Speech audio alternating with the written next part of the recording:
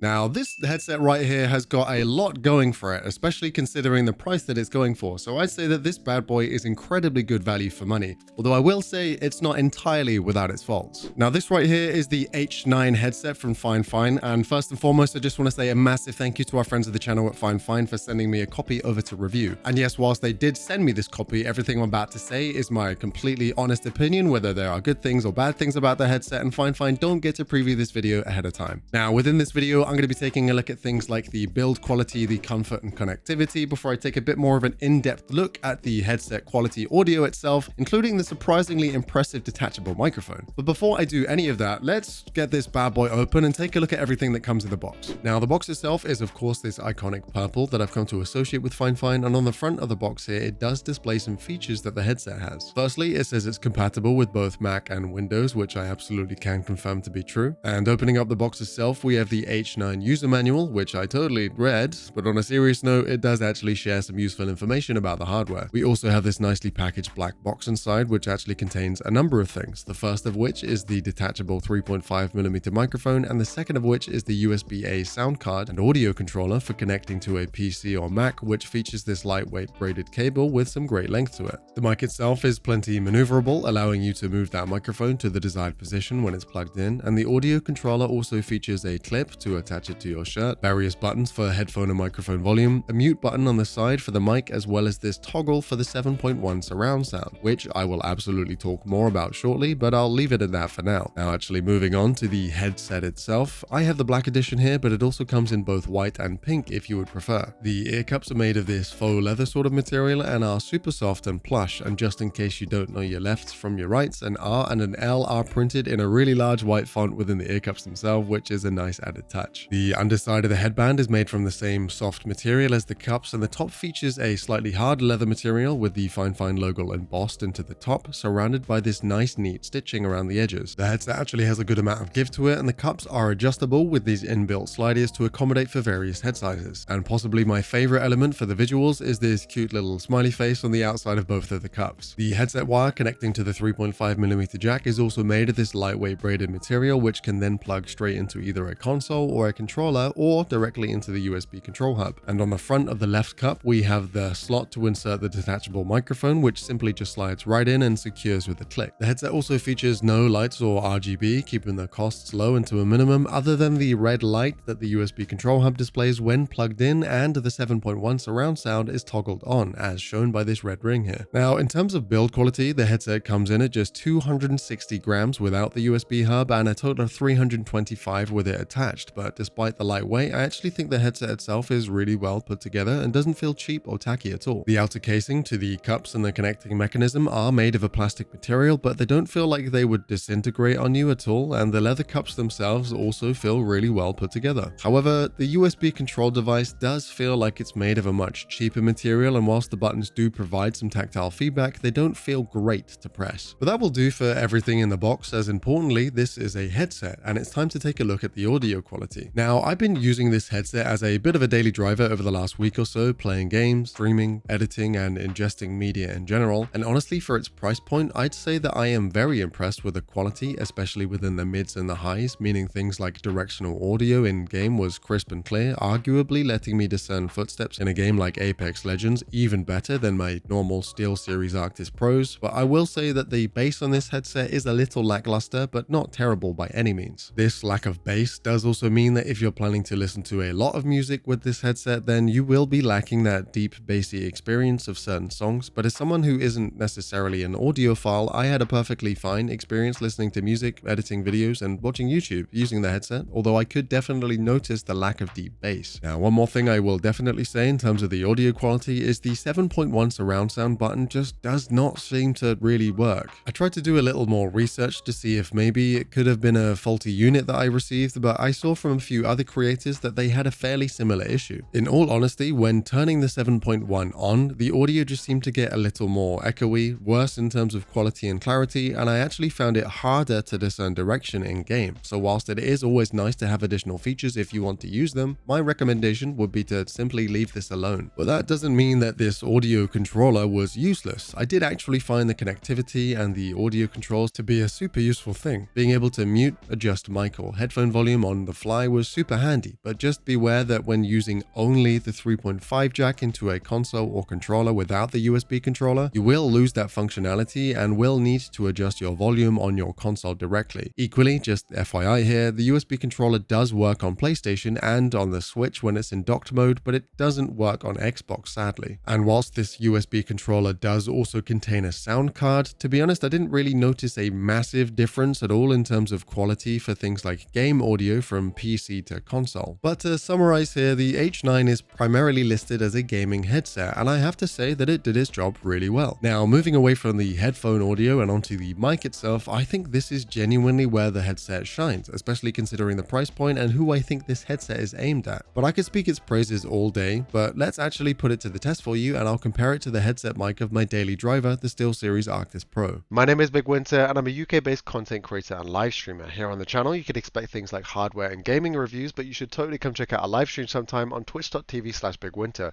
You are currently listening to the dedicated microphone on the SteelSeries Arctis Pro, which goes for around £150. Genuinely not particularly impressed with this thing. If I get really loud, I can hear it peaking in my headset already. My name is BigWynter, and I'm a UK-based content creator and live streamer. Here on the channel, you can expect various things like hardware and gaming reviews, and you should totally come check out our live stream sometime on twitch.tv/BigWynter.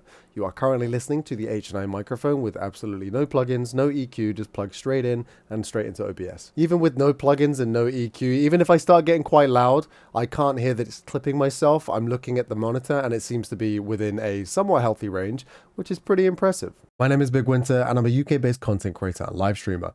Quite literally said this sentence multiple times in a row now, so I will cut to the chase. You are listening to the H9 microphone with a few simple tweaks and plugins that I'm currently using in OBS, but you can send this to Voicemeeter to go to things like Discord as well if you really wanted to. Genuinely, for the price point, I think this sounds pretty incredible, but let me know what you think. And also, just for reference, in all of my testing with plugins, without plugins, and the SteelSeries, my PC has been on full blast with 8 fans in it right next to me, so that's why you'll be able to hear some background noise. Obviously, this is not a dedicated microphone, so I'm not expecting it to have some crazy noise suppression. So just FYI, you are going to be hearing some fans in the background. And if you are curious as to how I got this microphone sounding like this with a few simple tweaks, it's actually the same tweaks that I used in the dedicated FIFINE AM8 microphone review that I put out quite recently, where I had the tutorial on things like EQ, noise gate, noise suppression, limiter, all those things. So if you want to learn how to do those and get this microphone sounding even better, check the video that'll be pinned on the screen somewhere right now for you. Now, whilst of course the audio is super important when looking at a headset, I think things like build quality and comfort are arguably equally valuable, as it doesn't matter how good a headset is if you can't wear it for any extended period of time. So the question here is the H9 comfortable to wear? To which I have to say yeah, with a couple of caveats. The headset is flexible and has plenty of adjustability, so I had no problem getting it over my head at all, and with it being a light headset, there isn't really any need for any additional squeezing force to keep it on your head. So I had no problems with any pressure on the top or the sides of my head. One thing I will say though is perhaps I just have a large head and big ears, but the H9 did feel like a little bit of a strange blend between an over-ear and an on-ear headset. The cups themselves, while soft, aren't enormous, and they didn't fully wrap around my ears, but not in any kind of uncomfortable way. During my testing, there were a few days where I would wear them for a good 10+ hours as I edited, streams, and then played some more into the evening, and by the end of these days, I did experience some discomfort where my thick frame glasses were eventually pinched at the top of my ears, but again, this was only really an issue after extremely long periods of wear. So if you don't wear glasses at all, or you're only planning on wearing them for say less than 6 hours, I think they will be plenty comfortable for you. But another caveat here, it is currently February here in the UK whilst doing my testing, so it is fairly cold. And with that said, the cups are made of a leather-like material, so I could see them getting a little hot with extended playtime if it were in the heat of summer. But the earpads are replaceable, so if you run into that issue, you could easily swap them out for a more breathable material. Now, to my final thoughts and recommendations. In terms of audio quality, I would rate the headphones a really solid 6 out of 10, and the mic quality I would give a very impressive 8 out of 10. The audio for gaming is crisp and clear, although lacking a little bit in bass and with a strange 7.1 surround sound, but the microphone is wildly impressive for a headset in this price bracket. In terms of build quality, whilst not made of the most expensive materials, the feel of the headset is actually great, and the comfort I could rate a really solid 7 out of 10, with the caveat that you might get a slight ear pinch if you have thick framed glasses and you're playing for extended periods of time. And saving the best for last here, I think in terms of value, I would actually rate these a 9.5 out of 10, as currently they're going for just $37.99, which I think is insanely good for what these provide. So if you're someone who is looking for a fantastic entry-level headset for gaming with an insanely good microphone for communication and maybe even the early journey into content creation or streaming, I would 100% recommend this headset. In fact, I'm so impressed that I'll be keeping them myself as something to take away with me on holiday and on business trips for gaming on the Steam Deck, editing and streaming on the go with its fantastic microphone. Now, if you enjoyed the video and want to see more reviews on the channel, please drop a like and sub to support and let me know what else you'd like to see in the comments. Thank you so much again to FIFINE for sending me a copy of this headset over to review, and if you wanted to pick one up, I will leave links to the Amazon and the FIFINE stores in the description below. Thank you so much for watching, take care out there, and much love.